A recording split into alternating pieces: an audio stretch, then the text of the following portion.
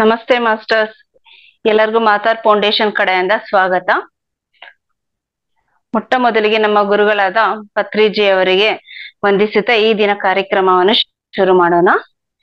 ಈ ದಿನ ನಮಗೆ ವಿಷಯ ಹಂಚ್ಕೊಳಕ್ಕೆ ಪಿರಮಿಡ್ ಮಾಸ್ಟರ್ ಆದ ನಾರಾಯಣ ಮದ್ದೂರ್ ಅವರು ಬಂದಿದ್ದಾರೆ. ಸೊ ನಮ್ಮೆಲ್ಲರ ಪರವಾಗಿ ಸರ್ ಸ್ವಾಗತ sir. Narayana sir.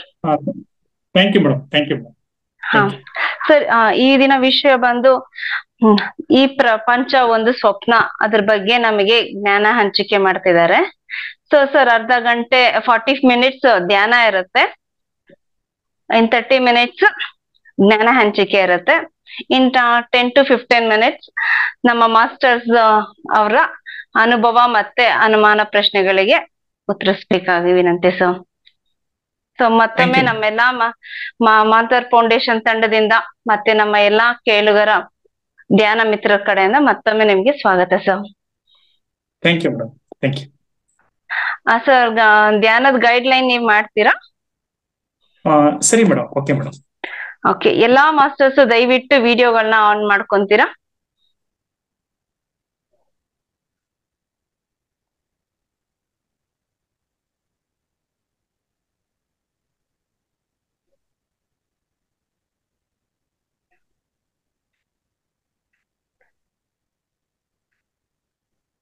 Sir video on ಮಾಡಿ ಸರ್ ನಿಮ್ದು, ನಾರಾಯಣ್ ಸರ್.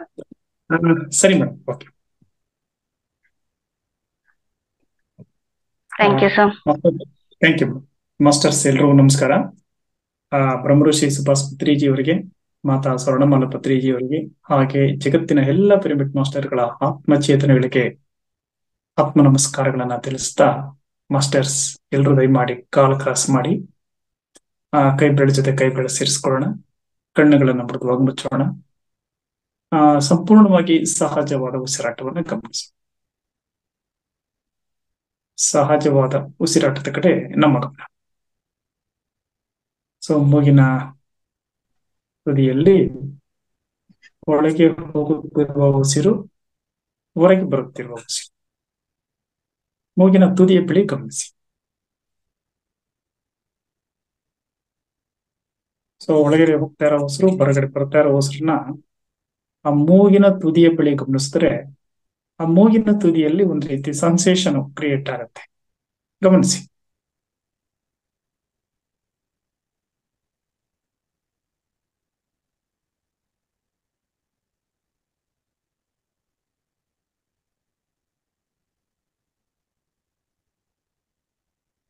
ಸಂಪೂರ್ಣವಾಗಿ ಉಸಿರಿನ ಕಡೆ ಗಮನ, ಯಾವುದೇ ವಿಷಯ ವಸ್ತು ವಿಷಯದ ಕಡೆ ಗಮನ ಬೇಡ. ಸಂಪೂರ್ಣವಾಗಿ ಉಸಿರಿನ ಕಡೆ ಗಮನ ಕೊಡಿ. ಇವತ್ತಿನ ವಿಷಯ, ಈ ಒಂದು ಪ್ರಪಂಚ ಸ್ವಪ್ನ ಎನ್ನುವ ವಿಷಯ ನಮಗೆ ಅರ್ಥ ಆಗ್ಬೇಕು ಅಂದ್ರೆ ನಾವು ಶ್ವಾಸದ ಜೊತೆನೆ ಅರ್ಥ ಮಾಡ್ಕೋಬೇಕು. ಅದು ಕೇವಲ ಶಾಬ್ದಿಕ ವಿಷಯಗಳಿಂದ ಅರ್ಥವಾಗೋದಲ್ಲ. ನಾವು ಶ್ವಾಸವನ್ನ ಎಷ್ಟು ಆಳಕ್ಕೆ, ಎಷ್ಟು ಸಂಪೂರ್ಣವಾಗಿ ಅದರ ಮೇಲೆ ವಿಶ್ವಾಸವನ್ನು ಇಟ್ಟು ಗಮನಿಸ್ತೇವೆ ಎನ್ನುವುದರ ಮೇಲೆ ಆ ವಸ್ತು ವಿಷಯ ನಮಗೆ ಅರ್ಥ ಆಗುತ್ತೆ. ಸಂಪೂರ್ಣವಾಗಿ ಶ್ವಾಸವನ್ನು ಗಮನಿಸಿ. ಹಾಗೆ ಶ್ವಾಸ ಅನ್ನತಕ್ಕಂಥದ್ದು ಮೂಗಿನ ತುದಿಯ ಬಳಿ ನಮಗೆ ಗೋಚರವಾದರೂ ಕೂಡ ಅದು ಕೇವಲ ಶ್ವಾಸಕೋಶಕ್ಕೆ ಮಾತ್ರ ಆವರಿಸ್ಕೊಂಡಿಲ್ಲ, ಇಡೀ ದೇಹವನ್ನು ಆವರಿಸ್ಕೊಂಡಿದೆ. ಡಾಕ್ಟರ್ ಬಹಾಚಂದವ, ಅಮೆರಿಕದ ಶ್ವಾಸ ವಿಜ್ಞಾನಿ, ಶ್ವಾಸದ ಮೇಲೆ ಅಧ್ಯಯನ ಮಾಡಿ ಸ್ಪಷ್ಟಪಡಿಸಿರತಕ್ಕಂಥ ಒಂದು ಅಧ್ಯಯನ ವರದಿ. ಅದು ಕೇವಲ ಶ್ವಾಸಕೋಶಗಳಿಗೆ ಮಾತ್ರ ಸಂಬಂಧಿಸಿದ್ದಲ್ಲ, ಹೃದಯ ಕೇಂದ್ರಕ್ಕೆ, ರಕ್ತದ ಪರಿಚಲನೆಗೆ, ಎಲ್ಲ ಜೀವಕೋಶಗಳ ಜೀವ ಪ್ರಕ್ರಿಯೆಗೆ, ಪಾದಗಳಿಂದ ನತ್ತಿಯವರೆಗೆ ನಡೆಯುವ ಎಲ್ಲ ದೇಹದ ಪ್ರಕ್ರಿಯೆಗೆ ಶ್ವಾಸ ಬೇಕು. ಕೇವಲ ಮನುಷ್ಯ ಮಾತ್ರವಲ್ಲ, ಈ ಜಗತ್ತಿನ 4.1 ಜಿಲಿಯನ್ ಜೀವಿಗಳು ಉಸಿರಾಡ್ತಾ ಇವೆ. ಕೇವಲ ಸಜೀವಿಗಳು ಮಾತ್ರವಲ್ಲ, ಮನುಷ್ಯ ಪ್ರಾಣಿ ಪಕ್ಷಿಗಳು ಮಾತ್ರವಲ್ಲ, ಸಸ್ಯಗಳು ಕೂಡ ಉಸಿರಾಡ್ತಾ ಇವೆ. ಸಸ್ಯಗಳು ಕಾರ್ಬನ್ ಡೈಆಕ್ಸೈಡ್ ಅನ್ನು ತಗೊಂಡ್ರೆ ಅವು ಆಮ್ಲಜನಕ ಬಿಡುತ್ತೆ. ಆ ಸಸ್ಯ ವರ್ಗಗಳು ಬಿಟ್ಟ ಆಮ್ಲಜನಕವನ್ನು ನಾವು ತಗೊಳ್ತಾ ಇದ್ದೇವೆ. ನಾವು ಆಮ್ಲಜನಕವನ್ನು ತಗೊಂಡು ಕಾರ್ಬನ್ ಡೈಆಕ್ಸೈಡ್ ಬಿಡುತ್ತೆ. ಸೊ ನಾವು ಬಿಟ್ಟಿದ್ದನ್ನು ಸಸ್ಯಗಳು ತಗೊಳ್ತಾ ಇದೆ. ನೋಡಿ ಎಷ್ಟು ಚೆನ್ನಾಗಿದೆ. ಸಸ್ಯಗಳು ಬಿಟ್ಟಿದ್ದು ನಾವು ಬಿಟ್ಟಿದ್ದು ಸಸ್ಯ. ಸೊ ಕೇವಲ ಪ್ರಾಣಿ ಪಕ್ಷಿ ಕ್ರಿಮಿಕೀಟ ಅಲ್ಲ, ಸಸ್ಯಗಳಿಗೂ ನಮಗೂ ಅನುಭವ ಸಂಬಂಧ ಇದೆ. ಹಾಗಾಗಿ ಶ್ವಾಸ ಅನ್ನತಕ್ಕಂತಹದ್ದು ಈ ಜಗತ್ತಿನಲ್ಲಿ, ಈ ಪ್ರಪಂಚದಲ್ಲಿ ಸುಮಾರು 195 ರಾಷ್ಟ್ರಗಳಿವೆ, 7 ಖಂಡಗಳಿವೆ. ಆ 195 ರಾಷ್ಟ್ರಗಳಲ್ಲಿ ಕೋಟ್ಯಾಂತರ ಜನ ಇದ್ದಾರೆ. ಎಲ್ಲರೂ ಉಸಿರಾಡ್ತಾ ಇದ್ದಾರೆ. ಎಲ್ಲರೂ ಉಸಿರಾಡ್ತಾ ಇದ್ದಾರೆ.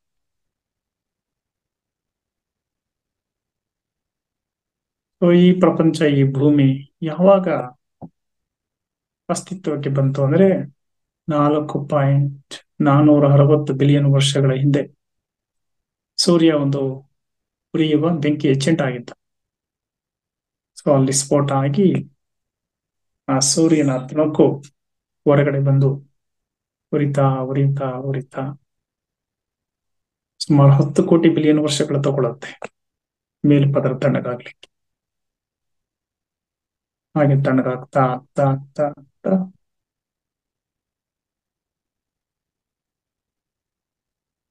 ಮತ್ತೆ ಭೂಮಿಯಿಂದ ಸಿಡಿದೋದಂಥದ್ದು ಚಂದ್ರ.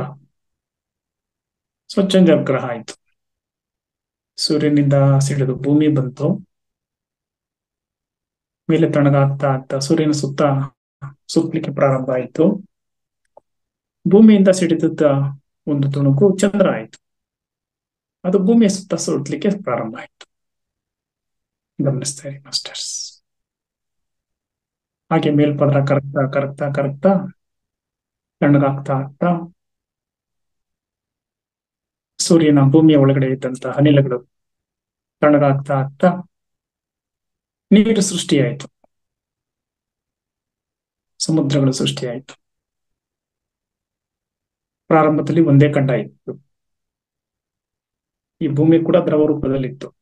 ಆಮೇಲೆ ಘನ ರೂಪಕ್ಕೆ ಬಂದು ಭೂಮಿಯ ರಚನೆ ಆಯಿತು. ಸೊ ಅನಿಲ ಎಲ್ಲ ಕರಗಿ ಸಮುದ್ರಗಳಾಯ್ತು. ಭೂಮಿ ಇನ್ನೂ ತೇಲ್ತಾನೆ ಇದೆ ಮಾಸ್ಟರ್ಸ್. 29% ಅಷ್ಟೇ ಭೂಮಿ ಇರೋದು, 71% ನೀರಿದೆ. ಇನ್ನು ಚಲನಾಶೀಲತೆಯಲ್ಲೇ ಇದೆ ಈ ಭೂಮಿ. ಸೊ ಭೂಮಿಯನ್ನ ಚಲನಾಶೀಲವಾಗಿಟ್ಟಿರೋದು ಶ್ವಾಸ. ಭೂಮಿ ಸುತ್ತ ಇದೆ. ಸೊ ಸುತ್ತಲಿಕ್ಕೆ ಶ್ವಾಸ ಬೇಕು. ಹಾಗಾಗಿ ಶ್ವಾಸ ಅನ್ನತಕ್ಕಂಥದ್ದು ಕೇವಲ ಮನುಷ್ಯನಿಗೆ ಮಾತ್ರವಲ್ಲ, ಸಜೀವಿಗಳಿಗೆ ಮಾತ್ರವಲ್ಲ, ಭೂಮಿ ಸುತ್ತಲಿಕ್ಕೆ ಕೂಡ, ಗ್ರಹಗಳ ಸುತ್ತಲಿಕ್ಕೆ ಕೂಡ ಉಸಿರು ಗಾಳಿ ಬೇಕು.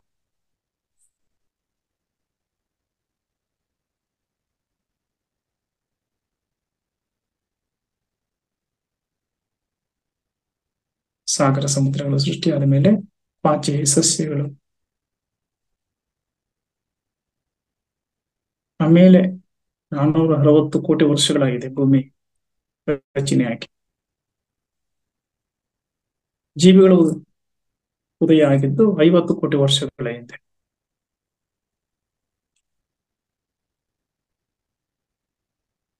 ಪಾಚಿ ಪಕ್ಷಿಗಳು, ಸಸ್ತನಿಗಳು 6.5 ಕೋಟಿ ವರ್ಷಗಳ ಹಿಂದೆ ವಾನರ ಮುಂಗಾವು ಅಸ್ತಿತ್ವಕ್ಕೆ ಬಂದಿತ್ತು. ಆಮೇಲೆ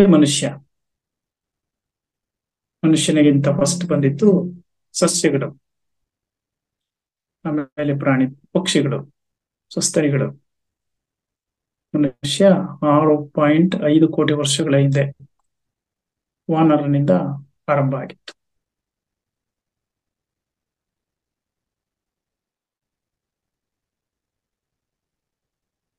ಸೊ ಈ ಎಲ್ಲ ಜೀವಿಗಳಿಗಿಲ್ಲದಂತಹ ಕ್ರಿಯಾಶೀಲವಾದ ಮೆದುಳು ಮನುಷ್ಯನಿಗಿದೆ.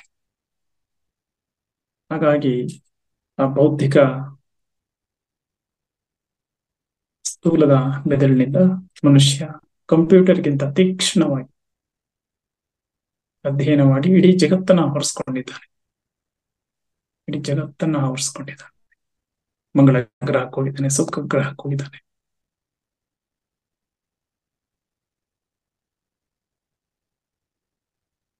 ಎರಡನೇ ಮಹಾಯುದ್ಧದ ತರುವಾಯ ಸಾಗರ ಸಮುದ್ರಗಳಲ್ಲಿ ಹೆಚ್ಚು ಸಂಶೋಧನೆಗಳಾಗಿದೆ.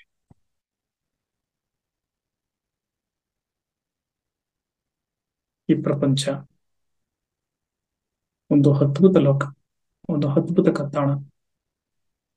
ನಾನು ಮನುಷ್ಯನಾಗಿ, ನೀವು ಮನುಷ್ಯರಾಗಿ ಈ ದೇಹವನ್ನು ಒಪ್ಪಿಕೊಂಡು ಈ ಪ್ರಪಂಚವನ್ನು ನಾವು ವಿಸಿಟ್ ಮಾಡ್ಲಿಕ್ಕೆ ಬಂದಿರೋದು.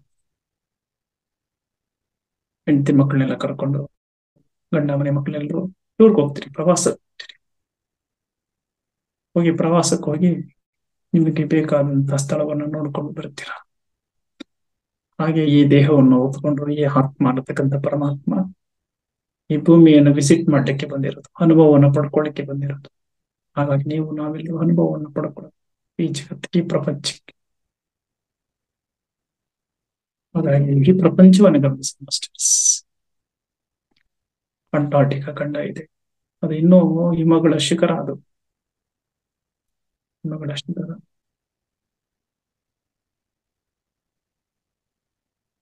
ಹಾಗೆ ಈ ಭೂಮಿಯಲ್ಲಿ ಒಂದು ವಿಶೇಷತೆ, 8,850 ಮೀಟರ್ ಎತ್ತರದಲ್ಲಿದೆ ಸಮುದ್ರ ಮಟ್ಟಕ್ಕಿಂತ ಮೌಂಟ್ ಎವರೆಸ್ಟ್ ಶಿಖರ. ಅಂದ್ರೆ 28,000 ಕಿಲೋಮೀಟರ್ನಷ್ಟು ಎತ್ತರವಾಗಿದೆ.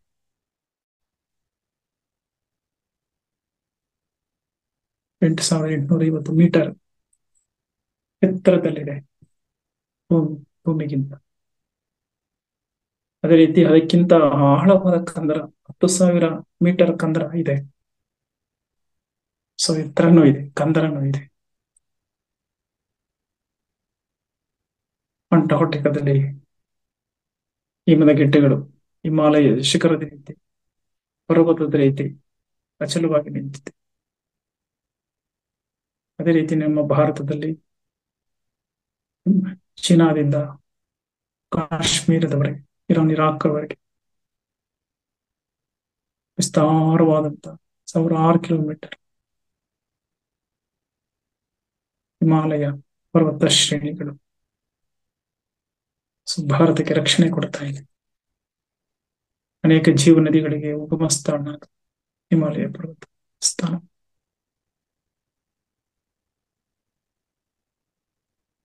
ಈ ಪ್ರಪಂಚ ಒಂದು ಸುಂದರವಾದ ತಾಣ. ಅಮೆರಿಕದ ಅಮೆಜಾನ್ ಕಾಡು ಸುಮಾರು 30% ಆಮ್ಲಜನಕವನ್ನು ಈ ಜಗತ್ತು ಕೊಡುತ್ತಾ ಇದೆ. ಆಫ್ರಿಕಾದ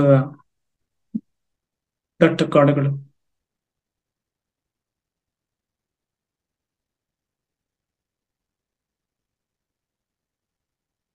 ಈ ಭೂಮಿ ಒಂದು ಸುಂದರವಾದ ತಾಣ, ಈ ಪ್ರಪಂಚ ಒಂದು ಸುಂದರವಾದ ತಾಣ. ಅದನ್ನು ವಿಸಿಟ್ ಮಾಡ್ಲಿಕ್ಕೆ ನಾವು ಬಂದಿರತಕ್ಕಂಥದ್ದು. ಹಾಗಾಗಿ ನಮ್ಮ ಶ್ವಾಸ ಕೇವಲ ನಮ್ಮ ಶ್ವಾಸಕೋಶ ಅಲ್ಲ, ನಮ್ಮ ದೇಹ ಅಲ್ಲ, ಇಡೀ ಪ್ರಪಂಚವನ್ನು ಆವರಿಸ್ಕೊಳ್ಳಿ ಮಾಸ್ಟರ್ಸ್. ಶ್ವಾಸದ ಮೂಲಕ ಇಡೀ ಪ್ರಪಂಚವನ್ನ ನೋಡಿ. 7 ಖಂಡಗಳು, 7 ಸಾಗರಗಳು, ಹಿಮಾಲಯ ಪರ್ವತ, ಅಮೆಜಾನ್ ಕಾಡು.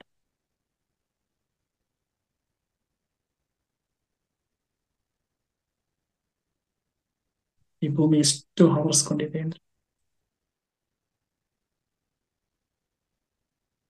ಹಾಗೆ ಭೂಮಿಯನ್ನ ಪೂರ್ಣ ಆವರಿಸ್ಕೊಳ್ಳಿ ಮಾಸ್ಟರ್ಸ್. ಭೂಮಿಯ ಮೇಲೆ ಇರತಕ್ಕಂತಹ 7 ಸಾಗರಗಳು, ತರವಾದ ಅಲೆಗಳು, ಇನ್ನು ಮೇಲೆ ಬಂತು ಅಂದ್ರೆ ಇಡೀ ಜಗತ್ತನ್ನು ಆವರಿಸ್ಕೊಂಡಿರ್ತಕ್ಕಂಥ ವಾಯುಮಂಡಲ, ಓಝೋನ್ ಪದರ. ಇನ್ನು ಎತ್ತರಕ್ಕೆ ಹೋದ್ರೆ ಭೂಮಿ ಎಷ್ಟಾಗಲ್ಲ ಇದೆಯೋ ಅಷ್ಟಾಗಲ್ಲ ಆಕಾಶ ಇದೆ. ಇನ್ನು ಮೇಲೆ ಹೋದ್ರೆ ಧೂಮಕೇತುಗಳು ಇದೆ. ಆ ಧೂಮಕೇತುಗಳೇ ಭೂಮಿಗೆ ಅಪ್ಪಳಿಸಿ ಅಪ್ಪಳಿಸಿ ಪರ್ವತಗಳಾಗಿರೋದು ಮಾಸ್ಟರ್ಸ್. ಆ ಧೂಮಕೇತುಗಳು ಭೂಮಿ ಆರಂಭವಾದ ದಿನಗಳಲ್ಲಿ 16 ಬಿಲಿಯನ್ ವರ್ಷಗಳ, ಕೋಟಿ ಬಿಲಿಯನ್ ವರ್ಷಗಳ ಕಾಲ ಬಂದು ಭೂಮಿಗೆ ಅಪ್ಪಳಿಸ್ತವೆ, ಡಿಕ್ಕಿ ಹೊಡೆಯುತ್ತವೆ. ಅದರ ಪರಿಣಾಮವನ್ನೇ ಪರ್ವತಗಳಾಗಿರೋದು. ಆಮೇಲೆ ನೀಲ ಹಿಮ ಎಲ್ಲ ಕರಗಿ ಕರಗಿ ಸಾಗರ ಸಮುದ್ರ ಆಗಿರುತ್ತೆ.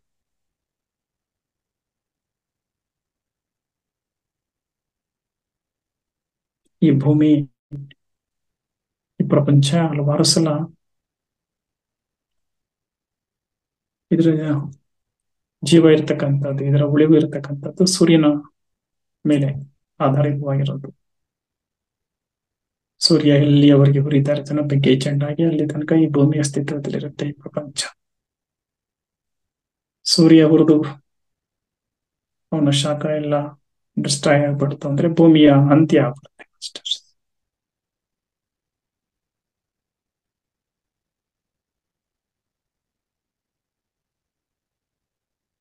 ಪ್ರಪಂಚ ಅಂದ್ರೆ ಸಜೀವಿಗಳು ಇರುವ ಒಂದು ಸ್ಥಳ.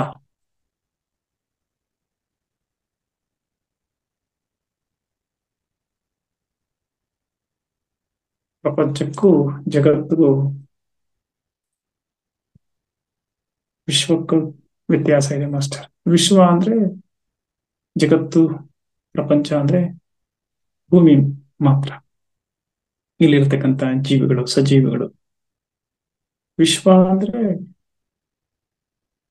ಭೂಮಿ, ಆಕಾಶ, ಸೂರ್ಯ, ಚಂದ್ರ, ಗ್ರಹ, ನಕ್ಷತ್ರಗಳು, ಗ್ಯಾಲಾಕ್ಸಿ ಇವೆಲ್ಲವೂ ಸೇರಿ ವಿಶ್ವ ಆಗಿರತಕ್ಕಂಥ ವಿಶ್ವದ ಒಂದು ಪುಟ್ಟ ಭಾಗ ಪ್ರಪಂಚ.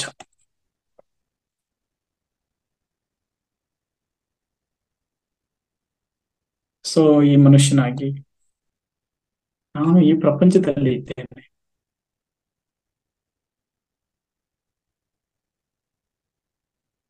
ಇಡೀ ಪ್ರಪಂಚವನ್ನ ಆವರಿಸ್ಕೊಳ್ಳಿ ನಮ್ಮ ಶ್ವಾಸ ಮಾಸ್ಟರ್ಸ್. ನಮ್ಮ ದೇಹದ ಕಣಗಳು, ನಮ್ಮ ಶ್ವಾಸದ ಕಣಗಳು. ಸೊ ಈ ಪ್ರಪಂಚದಲ್ಲಿ 195 ದೇಶಗಳಿವೆ, 7 ಖಂಡಗಳಿವೆ. ಅಂಟಾರ್ಟಿಕಾ, ಉತ್ತರ ಅಮೆರಿಕ, ದಕ್ಷಿಣ ಅಮೆರಿಕ, ದಕ್ಷಿಣ ಆಫ್ರಿಕಾ, ಏಷ್ಯಾ ಖಂಡ.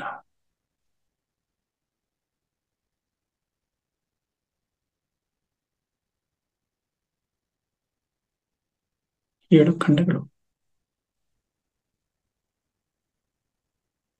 ಈ ಪ್ರಪಂಚದಲ್ಲಿ 70,000% ಅದರಲ್ಲಿ 3% ಅಷ್ಟೇ ಸಿಹಿ ನೀರಿರೋದು. ಇನ್ನು ಉಳಿದಿದೆಲ್ಲ ಉಪ್ಪು ನೀರು, ಸಮುದ್ರ ಸಮುದ್ರ ಸಮುದ್ರ. ಆ 3% ನೀರಿನಲ್ಲೂ ಕೂಡ 1.6% ಅಷ್ಟೇ ಕುಡಿಯಲು ಯೋಗ್ಯವಾಗಿರೋದು. ಕೆರೆ, ಕಟ್ಟೆ, ಕಾಲುವೆ, ಬಾವಿ, ಆ ನೀರೆಲ್ಲ ಮನುಷ್ಯ ಕುಡಿಯೋದಿಲ್ಲ.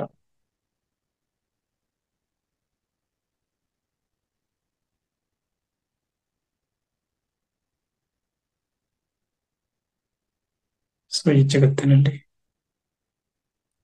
ಎಲ್ಲ ಪ್ರಾಣಿ, ಪಕ್ಷಿ, ಕ್ರಿಮಿ, ಕೀಟ ಇವುಗಳಲ್ಲೆಲ್ಲ ಅತ್ಯಂತ ಪುಣ್ಯಜೀವಿ ಅಂದರೆ ಮನುಷ್ಯನೇ.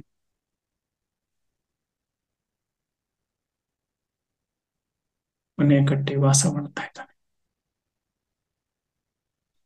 ವಾಹನಗಳು, ವಿಮಾನ, ಸಬ್ಮೇರಿನ್, ರಾಕೆಟ್, ಬೇರೆ ಬೇರೆ ಗ್ರಹಕ್ಕೆ ಹೋಗ್ಲಿಕ್ಕೆ ಎಷ್ಟೊಂದು ನವ ವೈಜ್ಞಾನಿಕತೆಯ ಪ್ರಗತಿಯಲ್ಲಿ ಮನುಷ್ಯ ಆಲೋಚನೆ ಮಾಡಲಿಕ್ಕೆ. ಸೊ ಮನುಷ್ಯನಲ್ಲಿರ್ತಕ್ಕಂಥ ಮೆದುಳು ಕಾರಣ, ಅವನ ಬುದ್ಧಿವಂತಿಕೆ, ಅವನ ಕ್ರಿಯಾಶೀಲತೆ.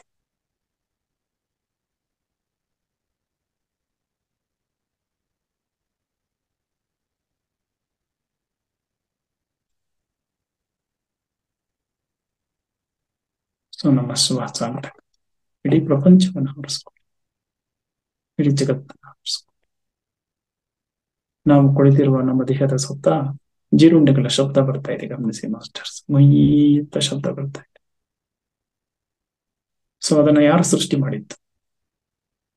ಭೂಮಿ ತಾಯಿ ತನಗಾಗಿ ತಾನು 24 ಗಂಟೆಯು ಈ ಜೀರುಂಡೆಗಳ ಅದ್ಭುತವಾದಂತಹ ಸಂಗೀತ ನಾದಲೋಕವನ್ನ ಸೃಷ್ಟಿ ಮಾಡಿಕೊಂಡಿದ್ದಾನೆ. ಇಂತಹ ಅದೃಷ್ಟವಂತ ಮಾಸ್ಟರ್ಸ್.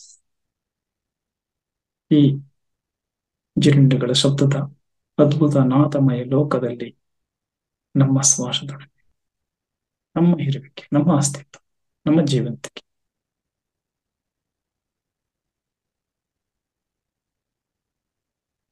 ಸಂಪೂರ್ಣವಾಗಿ ಜಿರುಂಡೆಗಳ ಶಬ್ದ ಗಮನಿಸ್ತಾ ಇದೆ. ಜಿರುಂಡೆ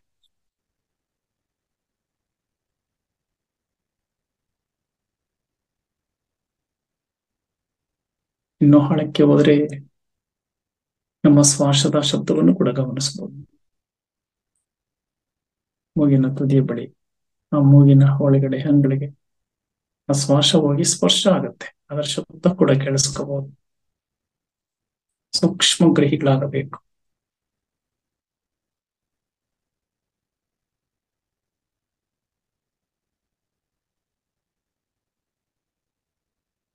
ಅದೇ ರೀತಿ ನಮ್ಮ ಹೃದಯದ ಬಡಿತವನ್ನು ಕೂಡ ನಾವು ಕೇಳಿಸ್ಕೊ,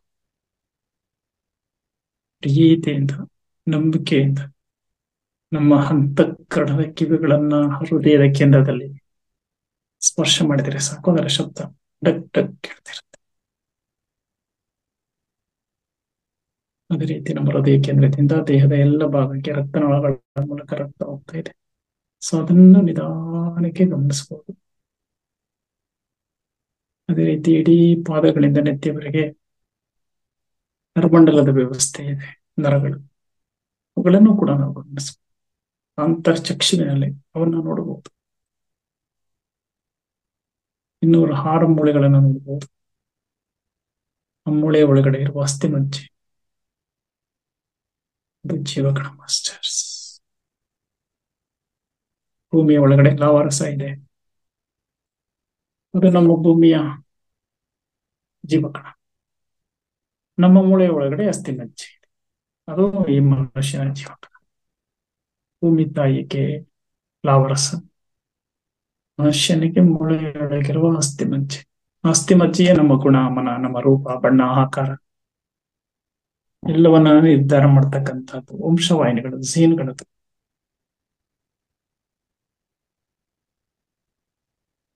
ಈ ಜಗತ್ತಿನಲ್ಲಿ ಒಬ್ಬರಿದ್ದಾಗೆ ಒಬ್ಬರಿಲ್ಲ. ಸ್ವಲ್ಪ ಹೋಲಿಕೆ ಇರಬಹುದು, ಯಾವುದಾದ್ರೂ ಒಂದು ವ್ಯತ್ಯಾಸ ಇರುತ್ತೆ. ಸೊ ಈ ರೂಪಾಂತರಕ್ಕೆ ಕಾರಣ ಜೀನ್, ವಂಶವಾಹಿನಿಗಳು. ಆ ವಂಶವಾಹಿನಿಗಳು ರಚಿತವಾಗೋದು ನಮ್ಮ ಮೂಳೆಯೊಳಗಡೆ ಇರುವ ಅಸ್ಥಿಮಜ್ಜೆಯಿಂದ.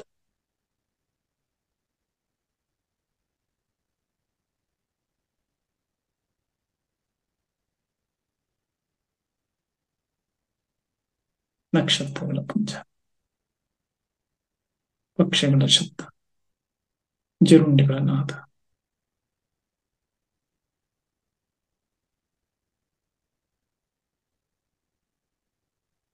ಹಾಗೆ ಸೂಕ್ಷ್ಮವಾಗಿ ಹಿಮಾಲಯ ಪರ್ವತದಲ್ಲಿ ಆ ಹಿಮ ಕರಗಿ ಹರಿತಾ ಇದೆ. ಸೂಕ್ಷ್ಮವಾದ ಕಿವಿಗಳಿಂದ ಅದನ್ನು ಕೂಡ ಕೇಳಿಸ್ಕೋಬಹುದು.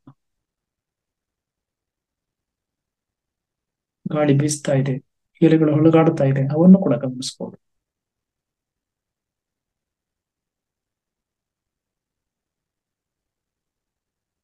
ಸಮುದ್ರದ ಅಲೆ ಬರ್ತಾ ಇದೆ, ಹೋಗ್ತಾ ಇದೆ, ಅವುಗಳ ಶಬ್ದ ಕೂಡ ಆಲಿಸಬಹುದು.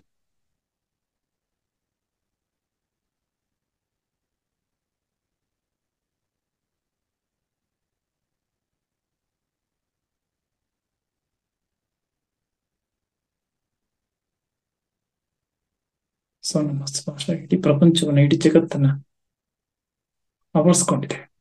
ಸೊ ನಾನು ಅಂದ್ರೆ ಪ್ರಪಂಚ, ಪ್ರಪಂಚವೇ ನಾನು, ನಾನೇ ಪ್ರಪಂಚ.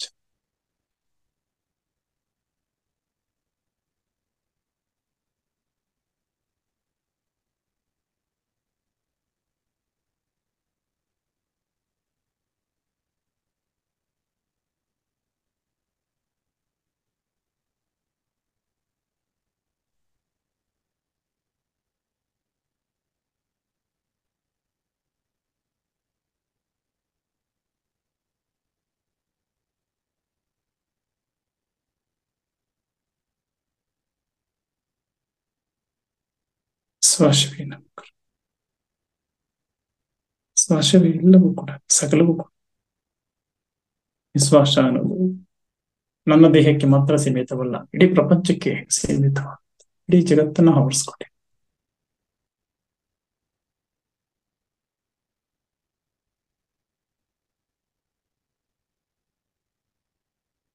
ನಾನೇ ಕುಳಿತ ಸ್ಥಳದಿಂದನೇ ಇಡೀ ಪ್ರಪಂಚವನ್ನು, ಇಡೀ ಜಗತ್ತನ್ನು ಆವರಿಸ್ಕೋಬಹುದು.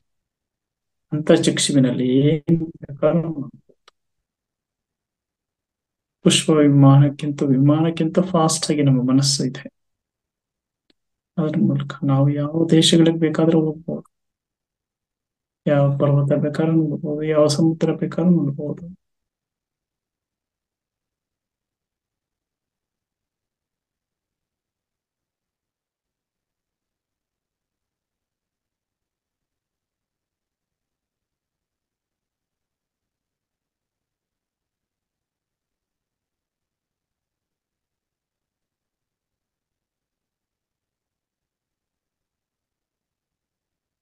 ನಾನೇ ಹೊರತ ಪ್ರಪಂಚ, ಪ್ರಪಂಚವೇ ನಾನು,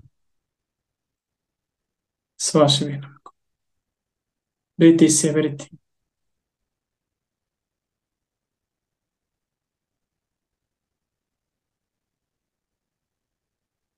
ಅಜ್ಜುರುಂಡೆಗಳ ನಾದ, ಪಕ್ಷಿಗಳ ಧಾರ, ಭೂಮಿ ತಿರುಗ್ತಾ ಇದೆಯಲ್ಲ ಅದರ ಶಬ್ದ ಕೂಡ ಕೇಳಿಸ್ಕೋಬಹುದು ಮಾಸ್ಟರ್ಸ್.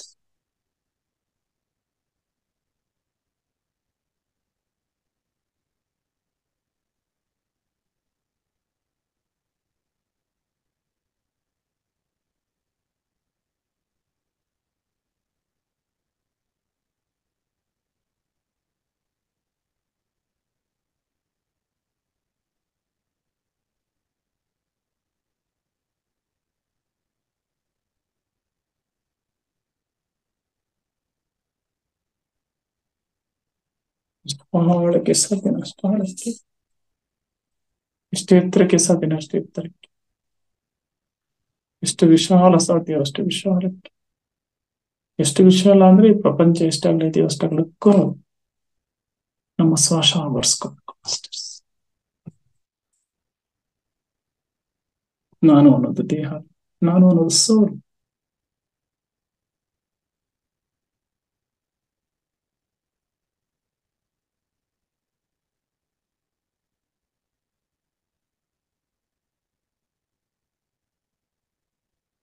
ಸಂಪೂರ್ಣವಾಗಿ ಶ್ವಾಸದ ಕಡೆ ಗಮನ ಕೊಟ್ರೆ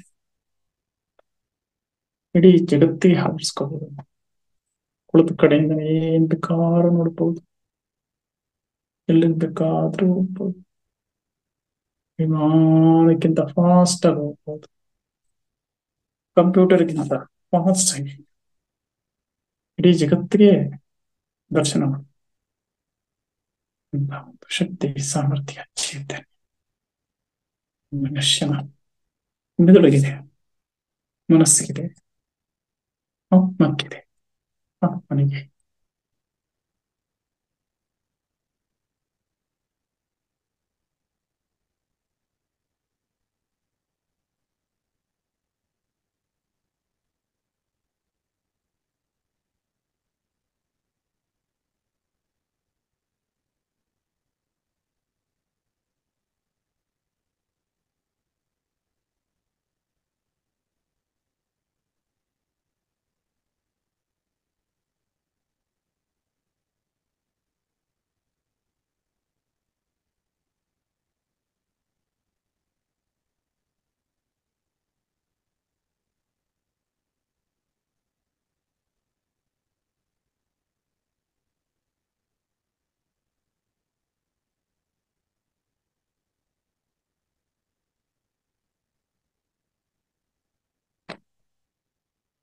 ಶ್ವಾಸ ಪ್ರೀತಿ ಎವ್ರಿಥಿಂಗ್. ಇಡೀ ಜಗತ್ತನ್ನು ಆವರಿಸ್ಕೊಳ್ಳಿ ಅಷ್ಟೇ. ಯಾವುದೇ ದೇಹದ ಕಡೆ ಗಮನ ಬೇಡ, ಜಗತ್ತಿನ ಕಡೆ ಗಮನ. ನಮ್ಮ ಎಲ್ಲರನ್ನ ಹೆತ್ತ ತಾಯಿ ಭೂಮಿ ತಾಯಿ 460 ಬಿಲಿಯನ್ ವರ್ಷಗಳ ಹಿಂದೆ ಸತತವಾಗಿ ಸುತ್ತನೇ ಇದ್ದಾಳೆ, ಸುತ್ತನೇ ಇದ್ದಾಳೆ. No rest, no rest, no rest.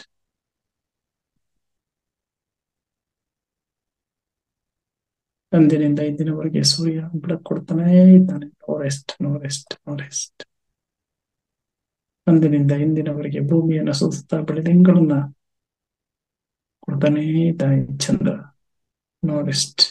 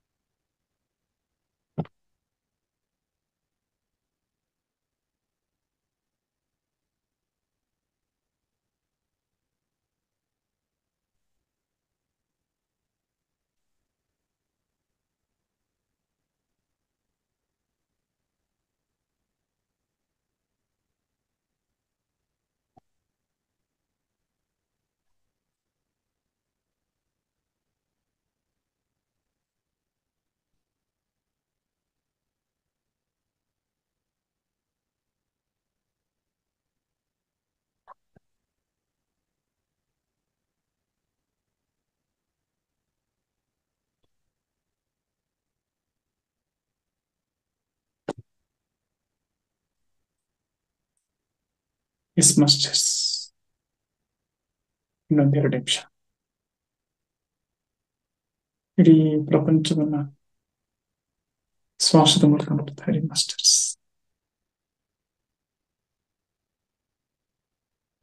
ಹಾಗೆ ನಿಧಾನವಾಗಿ ಭೂಮಿ ತಾಯಿಯನ್ನ ದರ್ಶನ ಮಾಡುತ್ತೆ. ಸಪ್ತ ಸಾಗರಗಳನ್ನ ದರ್ಶನ ಮಾಡುತ್ತೆ. ಆಕಾಶವನ್ನ ದರ್ಶನ ಮಾಡ್ತಾ ಸೂರ್ಯ ಚಂದ್ರ ನಕ್ಷತ್ರ ಧೂಮಕೇತು ಸಕಲವನ್ನು ನೋಡುತ್ತಾ ನಿಧಾನವಾಗಿ ನಮ್ಮ ಶ್ವಾಸ ನಮ್ಮ ದೇಹದ ಆಂತರಿಕ ಸ್ಥಿತಿಯನ್ನು ಗಮನಿಸ್ತಾ ನಿಧಾನವಾಗಿ ಎರಡು ಕೈಗಳನ್ನು ಮುಖದ ಮೇಲೆ ಇಟ್ಕೊಳ್ಳಿ. 5, 4, 3, 2, 1, 0. ನಿಧಾನಕ್ಕೆ ಎರಡು ಕೈಗಳನ್ನು ಇರಿಸೋಣ. ಹಾಗೆ ನಮ್ಮ ದೇಹದ ಆಂತರಿಕ ಸ್ಥಿತಿಯನ್ನು ಗಮನಿಸ್ತಾ ನಮ್ಮ ಚರ್ಮವನ್ನು ಗಮನಿಸೋಣ. ಚರ್ಮಕ್ಕೆ ಸ್ಪರ್ಶವಾಗಿರುವ ಬಟ್ಟೆಯನ್ನು ಗಮನಿಸೋಣ. ನಮ್ಮ ದೇಹದ ಸುತ್ತ ಗಮನಿಸೋಣ. S masters. ಕಣ್ಣುಗಳನ್ನ ತೆರೆದು ಹಸ್ತ ನೋಡ್ಕೊಳ್ಳೋಣ ಮಾಸ್ಟರ್ಸ್. S masters. ಇದುವರೆಗೆ ಧ್ಯಾನ ಮಾಡಿದ ಎಲ್ಲ ಆತ್ಮಚೇತನ ಸ್ವರೂಪಿಯಾದಂತಹ ಆತ್ಮಗಳಿಗೆ ಶರಣ ಶರಣಾರ್ಥಿ, ಶರಣ ಶರಣ, ಶರಣ ಶರಣ. Thank you masters. Thank you. ಪ್ರಪಂಚ ಒಂದು ಸ್ವಪ್ನ ಮಾಸ್ಟರ್ಸ್. ಇದುವರೆಗೆ ನಾವು ನಮ್ಮ ಶ್ವಾಸದ ಮೂಲಕ ಇಡೀ ಪ್ರಪಂಚವನ್ನು ನೋಡುತ್ತೇವೆ. ಸೊ ಈ ಸ್ವಪ್ನ ಅಂತಕ್ಕಂಥದ್ದು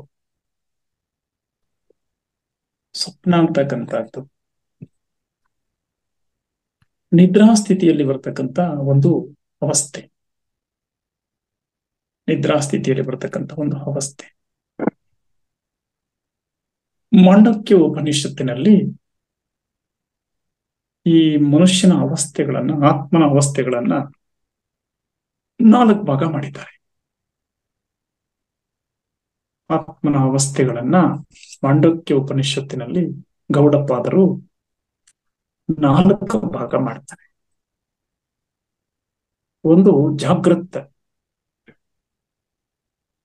ಅಂದ್ರೆ ನಾವು ಈ ಭೌತಿಕ ದೇಹವನ್ನು ಹೊತ್ಕೊಂಡು ಈ ಬಾಹ್ಯ ಪ್ರಪಂಚದಲ್ಲಿ, ಈ ಸ್ಥೂಲ ದೇಹದ ಮೂಲಕ ಈ ಒಂದು ಭೌತಿಕ ಪ್ರಪಂಚದಲ್ಲಿ ವ್ಯವಹರಿಸ್ತಿದ್ದೇವೆ.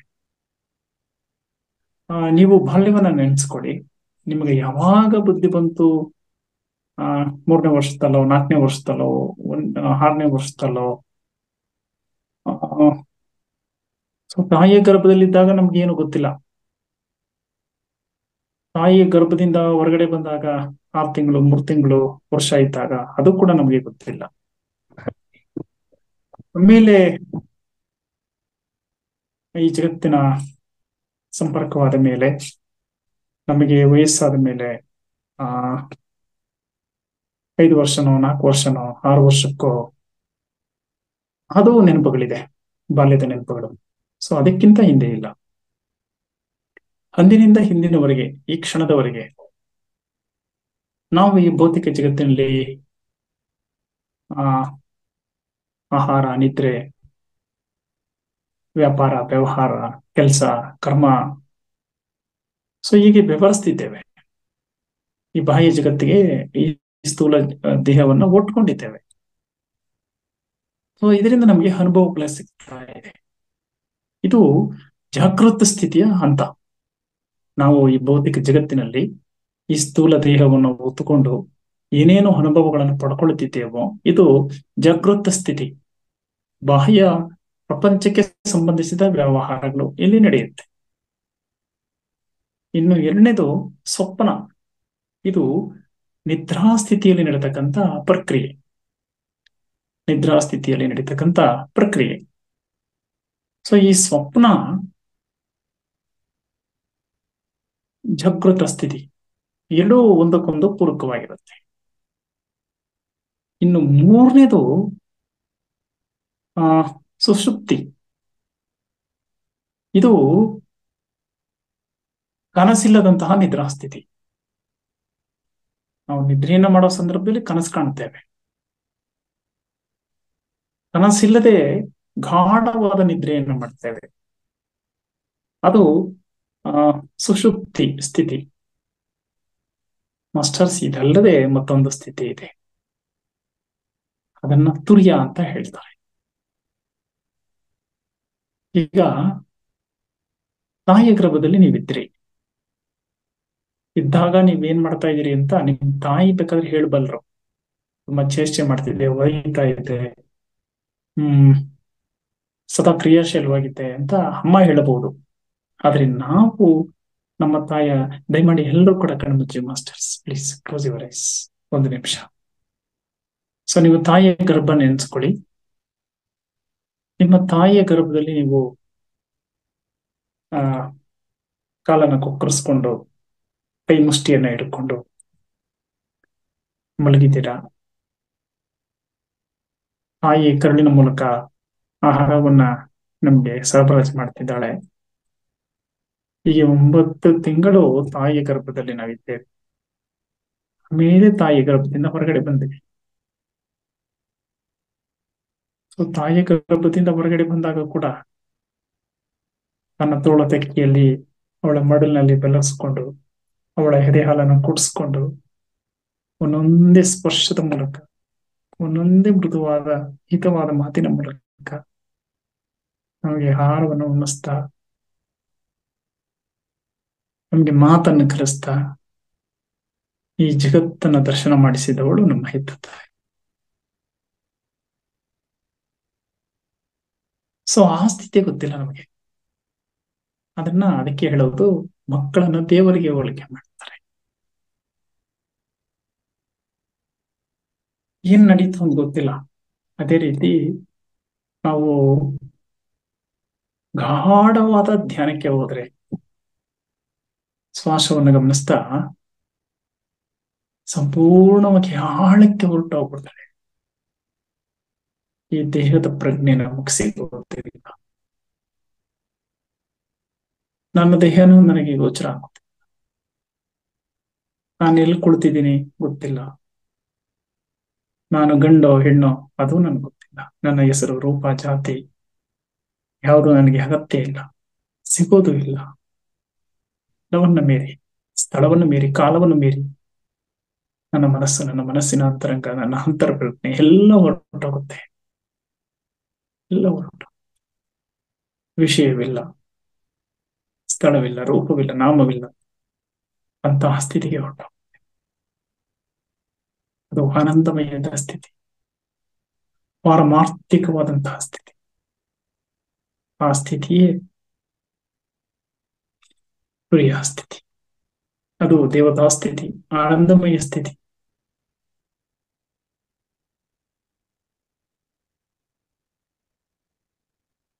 ಎಸ್ ಮಾಸ್ಟರ್ಸ್, ನಿಧಾನಕ್ಕೆ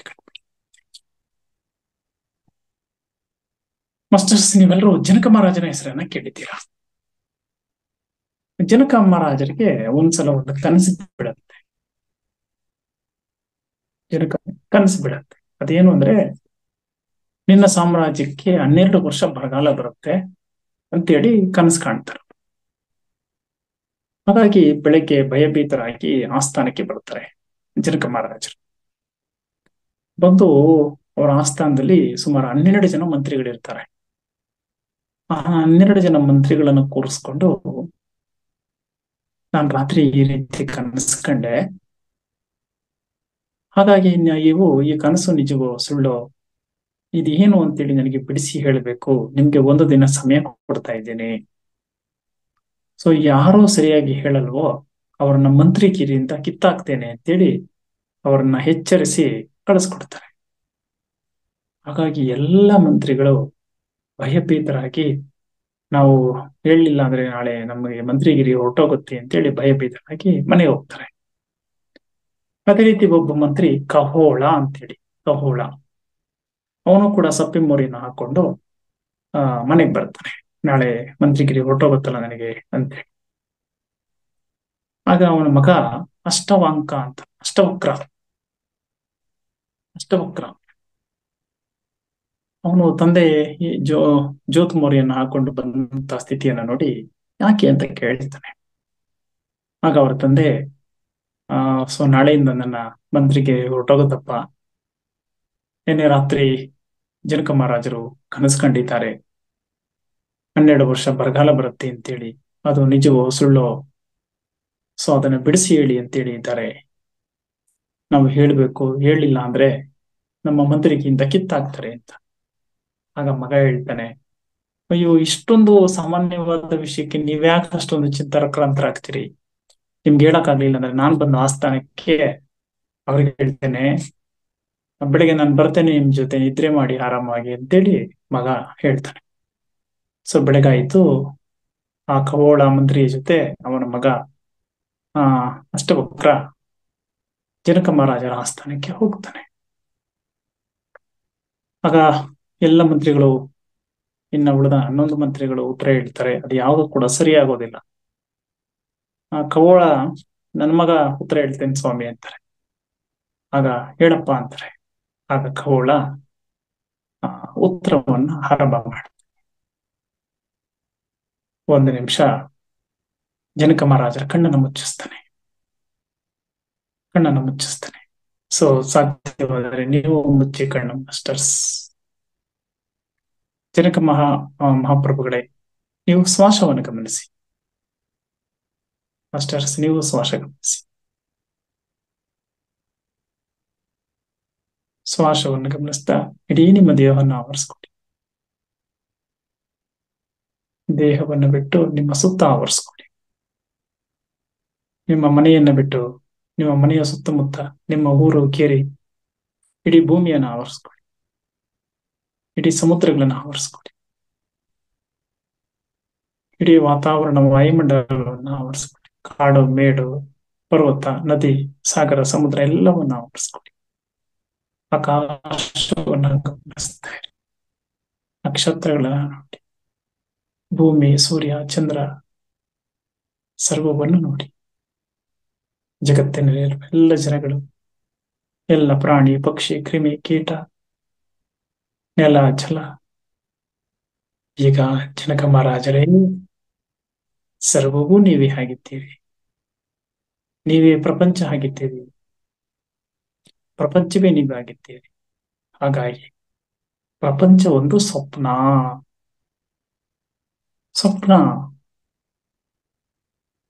ಜಾಗೃತ ಸ್ಥಿತಿನಲ್ಲಿ ನಾವು ಒಂದು ಸ್ಥಳದಿಂದ ಒಂದು ಸ್ಥಳಕ್ಕೆ ಹೋಗಬಹುದು. ಕಾಲುಗಳಿಂದ ಮುಟ್ಟಬಹುದು, ನೋಡಬಹುದು, ತಿನ್ನಬಹುದು, ರುಚಿಯನ್ನ ಗ್ರಹಿಸಬಹುದು. ಆದರೆ ಕನಸಿನಲ್ಲಿ ನೀವು ಅಂತರ್ಪ್ರಜ್ಞಾ ಸ್ಥಿತಿಯಲ್ಲಿ ಕಾಲ್ಪನಿಕವಾಗಿ ಕುಳಿತ ಸ್ಥಳದಿಂದಲೇ, ಯಾವುದೇ ವಾಹನಗಳಿಲ್ಲದೆ, ಯಾವುದೇ ವಿಮಾನಗಳಿಲ್ಲದೆ ಎಲ್ಲ ಸ್ಥಳಗಳಿಗೆ ಹೋಗಬಹುದು.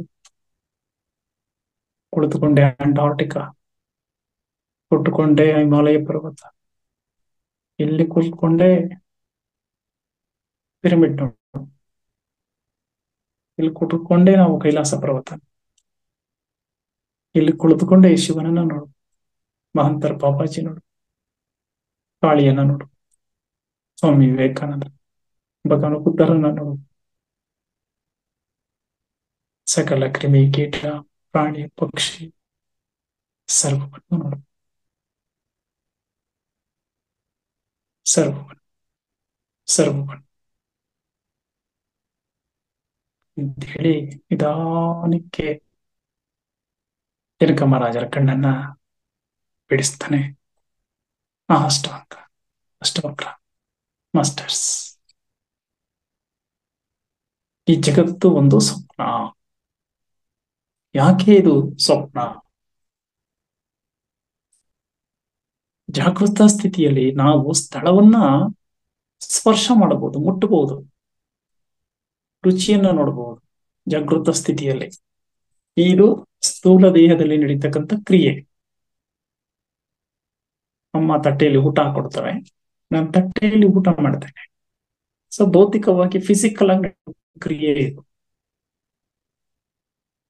ಈಗ ನಾಡಿದ್ದು ನಾವು ಪಿರಮಿಡ್ ಹೋಗ್ತೇವೆ. ಸೊ ಫಿಸಿಕಲ್ ಆಗಿ ನಾವು ಕಾರಲ್ಲೋ ಬೈಕಲ್ಲೋ ಟ್ರೈನಲ್ಲೋ ನಡ್ಕೊಂಡು ಸೊ ಹೋಗ್ತೇವೆ. ಇದು ಫಿಸಿಕಲ್ ಆಗಿ ನಡೀತಕ್ಕಂಥ ಪ್ರಕ್ರಿಯೆ. ಆದ್ರೆ ನಿದ್ರಾ ಸ್ಥಿತಿಯಲ್ಲಿ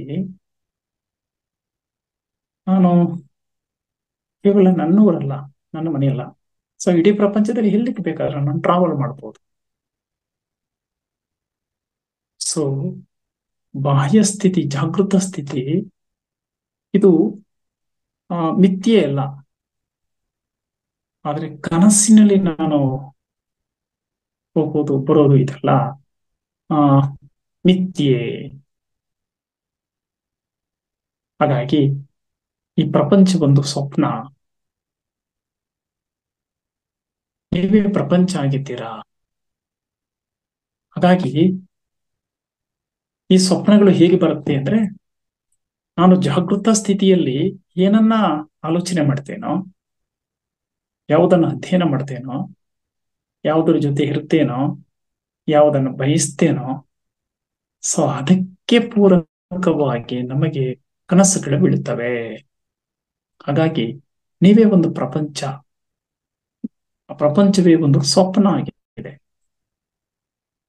ಹಾಗಾಗಿ ನೀವು 12 ವರ್ಷದ ಬರಗಾಲಕ್ಕೆ ಅಂಜುವುದಲ್ಲ.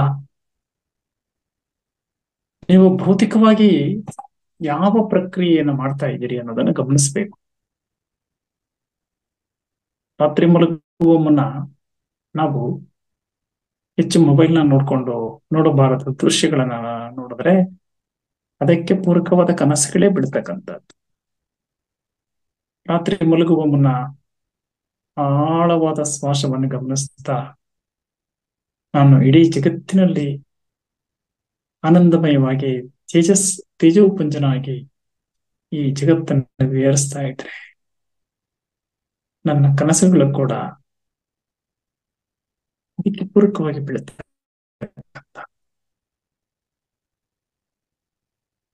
ಭೌತಿಕ ವಿಜ್ಞಾನದಲ್ಲಿ ಕನಸಿನ ಬಗ್ಗೆ ಅಧ್ಯಯನ ಮಾಡಿದ್ದಾರೆ. ಭೌತಿಕ ವಿಜ್ಞಾನದಲ್ಲಿ ಕನಸಿನ ಬಗ್ಗೆ ಅಧ್ಯಯನ ಮಾಡಿದ್ದಾರೆ. ಅದನ್ನ ನ್ಯೂರೋಫಿಯಾಲಜಿ ಅಂತ ಕೂಡ ಹೇಳ್ತಾರೆ.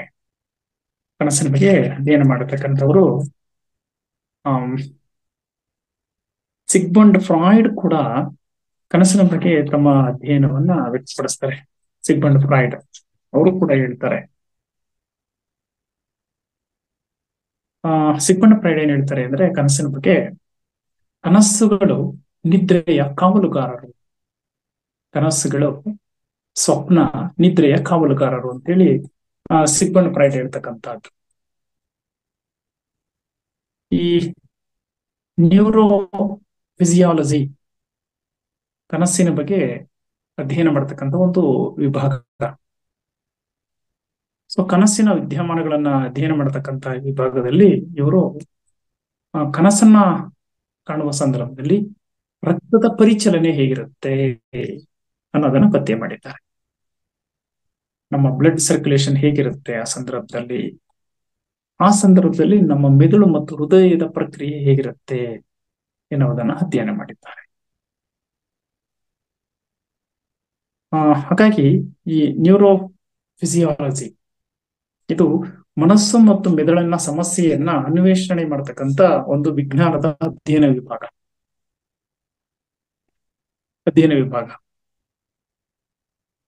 ಇಲ್ಲಿ ದೃಶ್ಯಗಳು, ಚಿತ್ರಣಗಳು ಬರುತ್ತೆ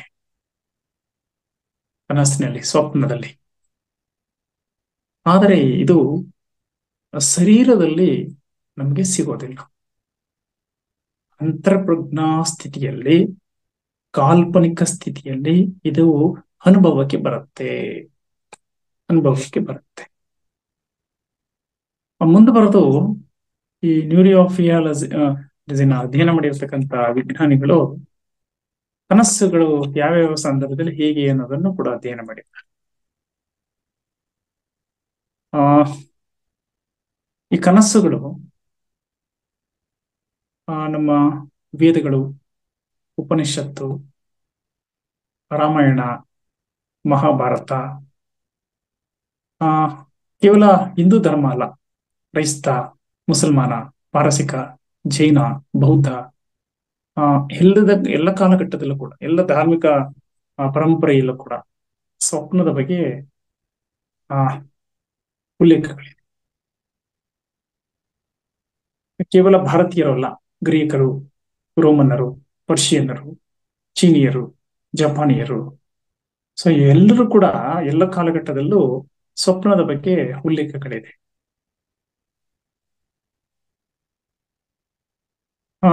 ರಾತ್ರಿ 9 ಗಂಟೆಯಿಂದ 12 ಗಂಟೆ ಒಳಗಡೆ ಕಾಣತಕ್ಕಂಥ ಸ್ವಪ್ನ ಇದೆಯಲ್ಲ, ಅದು 1 ತಿಂಗಳಲ್ಲಿ ಅದು ನಮ್ಗೆ ಗೋಚರವಾಗುತ್ತೆ. ಅದರ ಇನ್ಫ್ಯಾಕ್ಟ್ ಅದೇ ರೀತಿ ರಾತ್ರಿ 12 ಗಂಟೆಯಿಂದ 3 ಗಂಟೆ ಒಳಗಡೆ ಕಾಣತಕ್ಕಂಥ ಕನಸುಗಳ ಸ್ವಪ್ನ ಇದೆಯಲ್ಲ, ಅದು ನಮಗೆ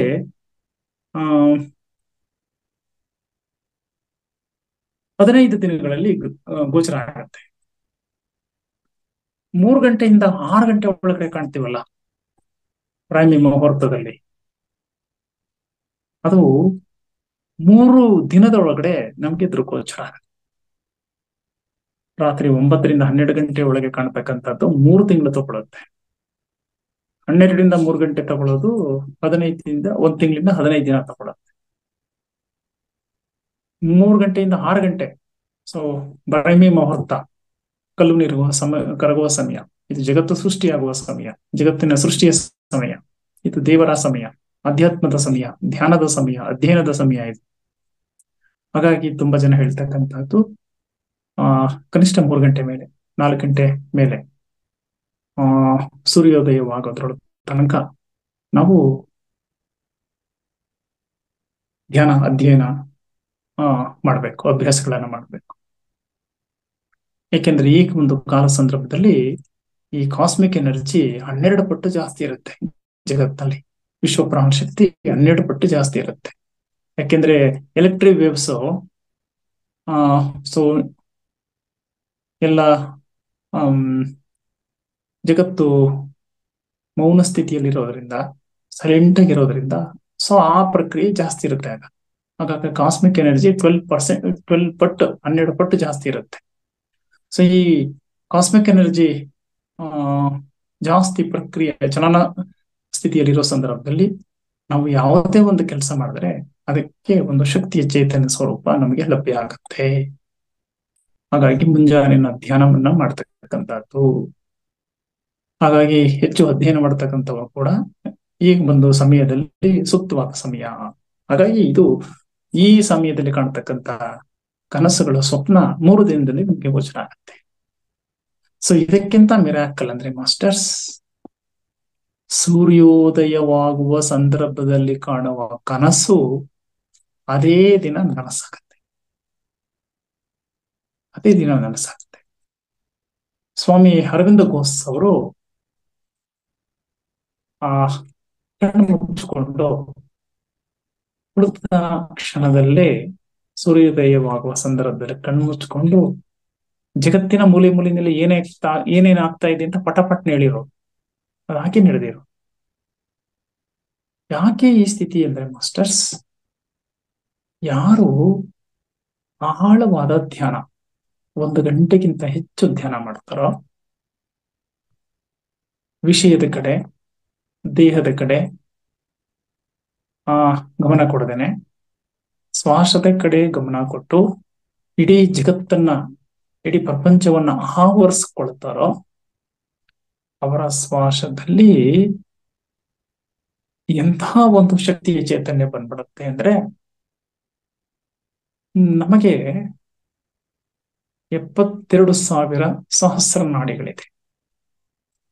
ಅದರಲ್ಲಿ ಮುಖ್ಯವಾದಂತಹ ಇಡೀ ದೇಹದ ಎಲ್ಲ ನರಮಂಡಲದ ಸ್ಥಿತಿಯನ್ನ ಕೇಂದ್ರೀಕರಿಸ್ತಕ್ಕಂಥ ಹೈಪೋಥೆಲಮಸ್ ನರಮಂಡಲ ನಮ್ಮ ಅಗ್ನಾಚಕ್ರದಲ್ಲಿ, ಕುಂಕುಮ ಹಚ್ಚುವ ಸ್ಥಳದಲ್ಲಿ. ನೀವು ಇದನ್ನ ನೋಡಿದ್ದೀರಾ, ಏನನ್ನ ವಿದ್ಯುತ್ ಕಂಬಗಳನ್ನ, ಅದರೆಲ್ಲ ಪವರ್ ಸ್ಟೇಷನ್ ಇದೆ. ಆ ಪವರ್ ಸ್ಟೇಷನ್ ನಮ್ಮ ಹೈಪೋಥೆಲಮಸ್ ನರಮಂಡಲ. ಹಾಗಾಗಿ ಯಾರು ಹೈಪೋಥೆಲಮಸ್ ನರಮಂಡಲದ ಸ್ಥಿತಿಯಲ್ಲಿ ಧ್ಯಾನ ಮಾಡ್ತಾರೋ ಅವರಿಗೆ ಥರ್ಡ್ ಐ ಓಪನ್ ಆಗುತ್ತೆ, 3ನೇ ಕಣ್ಣು. ಸೊ 3ನೇ ಕಣ್ಣಿನ ಸ್ಥಿತಿಗೆ ಯಾರು ಹೋಗ್ತಾರೋ ಅವರು ಈ ಕ್ಷಣದಲ್ಲಿ ಏನ್ ನಡೆಯುತ್ತೋ ಅದನ್ನ ಹೇಳಬಹುದು, ನೋಡಬಹುದು. ನನಗೆ ಒಂದು 5 years ಬ್ಯಾಕ್ ಧ್ಯಾನ ಸ್ಥಿತಿಯಲ್ಲಿರುವಾಗ ನನ್ನ ಕನಸಿನಲ್ಲಿ ನಾನು ಕೆಲಸ ಮಾಡ್ತಕ್ಕಂಥ, ವಾಸ ಮಾಡ್ತಕ್ಕಂಥ 1 ಕಿಲೋಮೀಟರ್ ಅಂತರದಲ್ಲಿರ್ತಕ್ಕಂಥ ಒಂದು ಸೇತುವೆ ಬೀಳ್ತು ನನ್ನ ಕನಸಲ್ಲಿ. ಸೊ ಕಣ್ಬಿಟ್ಟು ನಾನು ಹೊರಗಡೆ ಬಂದಾಗ ಅದು ನಿಜ ಆಯಿತು, ನಿಜವಾಗ್ಲೂ ಸೇತುವೆ ಬಿದ್ದಿತ್ತು. ಅದು ಎಷ್ಟೋ ಸಂದರ್ಭದಲ್ಲಿ ದೃಗೋಚರ ಆಗುತ್ತೆ. ಹಾಗಾಗಿ ಈ ಪ್ರಪಂಚವೇ ಒಂದು ಸ್ವಪ್ನ. ಯಾಕೆಂದ್ರೆ ಇದು ಮಿಥ್ಯ ಸ್ವರೂಪದಲ್ಲಿ ಇರುತ್ತೆ, ಕಾಲ್ಪನಿಕ ಸ್ವರೂಪದಲ್ಲಿ ಇರುತ್ತೆ. ಇನ್ನು 3ನೇ ಅಂತ ಸುಸುಪ್ತಿ ಅಂದ್ರೆ ನಿದ್ರೆ ಇಲ್ಲದ, ಇದು ಕನಸಿಲ್ಲದ ನಿದ್ರಾ ಸ್ಥಿತಿ. 4ನೇ ಸ್ಥಿತಿ ತುರಿಯ. ಈ ತುರಿಯ ದೇವತಾ ರೂಪದ ಸ್ಥಿತಿ, ಆನಂದಮಯದ ಸ್ಥಿತಿ, ಯಾವುದೇ ಅವಸ್ಥೆ ಇಲ್ಲದ, ವ್ಯವಹಾರವಿಲ್ಲದ ಆನಂದಮಯ ಸ್ಥಿತಿ, ಜಗತ್ತನ್ನ ಆನಂದಿಸುವ ಸ್ಥಿತಿ ಇದು. ಈ ಸ್ಥಿತಿಗೆ ಹೋದರೆ ಸಾಕು, ನಮಗೆ ಜಗತ್ತಿನ ಯಾವ ಮೋಹ ಬಂಧನವೂ ಕೂಡ ಸಿಗೋದಿಲ್ಲ, ಆಗೋದಿಲ್ಲ. ನಾವು ಇಡೀ ಜಗತ್ತಿಗೆ ಅರ್ಪಣೆ ಆಗ್ಬಿಡ್ತೇವೆ, ಬುದ್ಧರಾಗ್ಬಿಡ್ತೇವೆ. ಹಾಗಾಗಿ ಈ ಪ್ರಪಂಚ ಒಂದು ಸ್ವಪ್ನ. ಈ ತುರಿಯ ಅನ್ನುವ ವಿಷಯ ತುಂಬಾ ಅಗಾಧವಾಗಿದೆ. ಯಾವತ್ತಾದ್ರೂ ಮತ್ತೊಂದಿನ ಸಮಯ ಇಲ್ಲ, ಈಗಾಗಲೇ ಸಮಯ ಆಗೋಯ್ತು. ನಾನು ಇನ್ನೊಂದು 10 ನಿಮಿಷ ಬೇಗ ಮುಗಿಸ್ಬೇಕಾಗಿತ್ತು, ಆದ್ರೆ ಇದು ವಸ್ತು ವಿಷಯನೇ ಜಾಸ್ತಿ ಇದೆ. ಇದು 20 ನಿಮಿಷ, ಅರ್ಧ ಗಂಟೆ ಸಾಲೋದಿಲ್ಲ ಇದು. ಹಾಗಾಗಿ ಇಷ್ಟು ಹೊತ್ತು ನನ್ನ ಮಾತುಗಳನ್ನ ಕೇಳಿದ ನಿಮ್ಮೆಲ್ಲ ಆತ್ಮಚೇತನದ ಸ್ವರೂಪಗಳಿಗೆ ಶರಣಾರ್ಥಿಗಳನ್ನ ಹೇಳ್ತಾ, ಸೊ ಥ್ಯಾಂಕ್ ಯು ಮಾಸ್ಟರ್ಸ್. ಏನಾದ್ರೂ ಇದ್ರೆ 1-2 ನಿಮಿಷ ಮಾತಾಡೋಣ ಮಾಸ್ಟರ್ಸ್. Thank you. ಸಾಧು.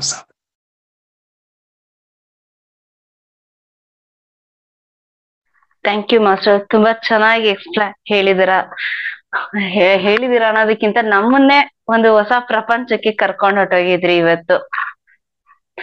ಸೊ ನಾವ್ ನೋಡ್ತಿರೋ ಪ್ಲೇಸ್ ಎಲ್ಲ ಜಸ್ಟ್ ಧ್ಯಾನದಲ್ಲಿ ಕುತ್ಕೊಂಡು ಜಸ್ಟ್ ಇಮ್ಯಾಜಿನೇಷನ್, ಕಲ್ಪನಾ ಬಗ್ಗೆ ಹೇಳಿದಾಗ ನಾವು ಕಲ್ಪನಾ ಲೋಕಕ್ಕೆ ಹೊಟ್ಟೋಗಿದ್ವಿ, ಬೇರೆ ಪ್ರಪಂಚಕ್ಕೆ ಹೋದಂಗೆ ಫೀಲ್ ಆಯ್ತು. ಸೊ ಅನುಭವ ಕೂಡ ನಾವು ಟಿವಿಲ್ ನೋಡಿರ್ತೀವಿ, ಇಲ್ಲ ಎಲ್ಲೋ ಒಂದು ಟ್ರೆಕ್ಕಿಂಗ್ ಹೋದಾಗ, ಎಲ್ಲೋ ಒಂದ್ ಕಡೆ ಹೋದಾಗ ನೋಡಿರ್ತೀವಿ. ಸೊ ಅದನ್ನ ರೀಕಾಲ್ ಆಯ್ತು ನಮ್ಗೆ. ಒಂದ್ ಕಡೆ ಇನ್ನೊಂದ್ ಕಡೆ ನಾವೇ ಹೋಗಿ ಫೀಲ್ ಬಂದಿದೆ ನಮ್ಗೆ. ಸೊ ನಮ್ಮ ಮಾಸ್ಟರ್ಸ್ ಗಳಿಗೂ ಈ ತರ ಅನುಭವ ಆಯ್ತೋ ಏನೋ ಗೊತ್ತಿಲ್ಲ. ಜಸ್ಟ್ ಆಗಿದ್ರೆ ಕೂಡ ಅವ್ರ ಅನುಭವ ಕೂಡ ಹಂಚ್ಕೊಬಹುದು ಅಂತ ಅನ್ಕೊಂತೀನಿ. ಅದ್ರಲ್ಲೂ ಅಕ್ಕ ಫಾರೆಸ್ಟ್ ಬಗ್ಗೆ ಹೇಳಿದಾಗ, ಹಿಮಾಲಯಕ್ಕೆ ಹೋದಾಗ ಆ ತಣ್ಣನೆ ಗಾಳಿ ಕೂಡ 1 ಸೆಕೆಂಡ್ ನಾವು ಫೀಲ್ ಮಾಡಿದ್ವಿ ಅಂತ ಅನ್ಸುತ್ತೆ.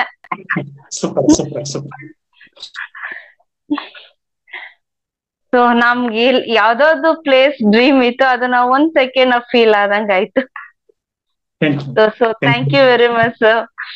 ಸೊ ಒಂದು ಸ್ವಪ್ನದಲ್ಲಿ ನಾವ್ ಏನ್ ಬೇಕಾದ್ರೂ ಮಾಡ್ಬೋದು ಅನ್ನೋ ತರ ಆಯ್ತು. ಒಂದ್ ಒಳ್ಳೆ ಎಕ್ಸ್ಪೀರಿಯನ್ಸ್ ಆಯ್ತು. ಸೊ ಮಾಸ್ಟರ್ಸ್, ಬೇರೆ ಯಾರಾದ್ರೂ ನಿಮ್ಮ ಅನುಭವ ಕೂಡ ಹಂಚ್ಕೊಬಹುದು, ಇಲ್ಲ ಏನೇ ಡೌಟ್ಸ್ ಇದ್ರು ಕೂಡ ಶೇರ್ ಮಾಡ್ಬೋದು. ದಯವಿಟ್ಟು ಹ್ಯಾಂಡ್ ರೈಸ್ ಮಾಡಿ ಸರ್.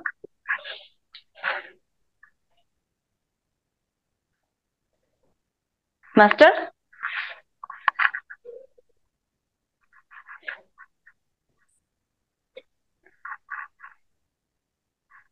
ಯಾರಿಗೂ ಇವತ್ತು ಏನೋ ಅನುಭವ ಆಗಿಲ್ವಾ?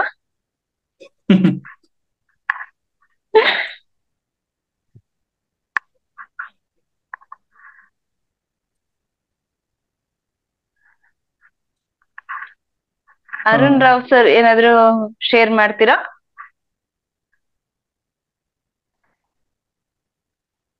ಅನ್ಮ್ಯೂಟ್ ಆಗಿದೆ ಎಲ್ಲಾರ್ದನು.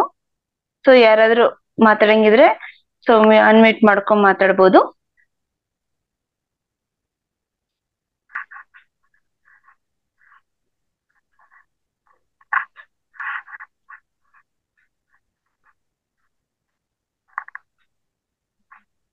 ಸೊ ಯಾರಿಗೂ ಇವತ್ತು ಡೌಟ್ಸ್ ಇಲ್ವಾ?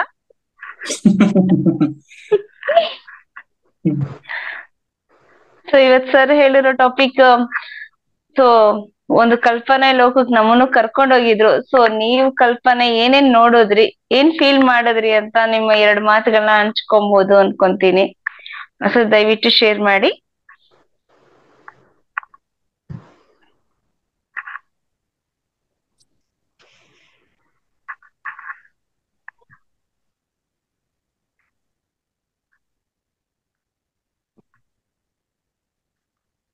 ಓಕೆ ಮಾಸ್ಟರ್ಸ್, ಯಾರಿಗೂ ಏನು ಡೌಟ್ಸ್ ಇಲ್ಲ ಅನ್ಸುತ್ತೆ. ಸೊ ಕ್ಲೋಸ್ ಮಾಡೋಣ ಸೆಕ್ಷನ್ ಏನ್ ಮಾಡೋಣವಾ? ಯಾರು ಇಲ್ಲ ಅಂದ್ರೆ ಏನ್ ಮಾಡಿ ಮೇಡಮ್, ಸಮಯನೂ ಆಗಿದೆ. Okay sir. Thank you madam. Okay sir, ತುಂಬಾ ಚೆನ್ನಾಗಿತ್ತು ಇವತ್ತು. ಮೆಡಿಟೇಷನ್ ಕೂಡ ಚೆನ್ನಾಗಿ ಒಂದು ಹೊಸ ಅನುಭವನೆ ಕೊಟ್ಟಿದ್ದೀರಾ. ಸೊ ನಮ್ಮೆಲ್ಲಾ ಮಾಸ್ಟರ್ಸ್ ಕಡೆಯಿಂದ ಮತ್ತೆ ಮಾತರ್ ಫೌಂಡೇಶನ್ ಕಡೆಯಿಂದ thank you very much sir. Thank you madam. Thank you. ಶರಣ. ನಮಸ್ಕಾರ.